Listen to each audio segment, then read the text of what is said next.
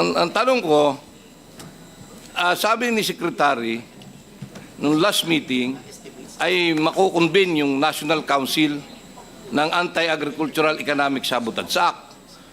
Supposed to be, yung enforcement group, ang rules of engagement na enforcement group, like ng NBI, PNP, Coast Guard, dapat within 60 days upon effectivity ng batas, ay gumagana na. Which is October 17, November 17, December 17. Magti 3 months na pero wala pa rin tayong nanguhuli. Eh, palaki ng problema. Maliwanag sa atin lahat na pinagsasamantalahan ang consumer. Eh, bakit hindi natin minamadali yung batas na pwedeng makahuli sa mga yan? Mr. Chair, paki-ano sa USEC dahil sinabi ni Secretary during our last meeting na pangungunahan niya na ma-convene yung National Council at na magkaroon ng enforcement group.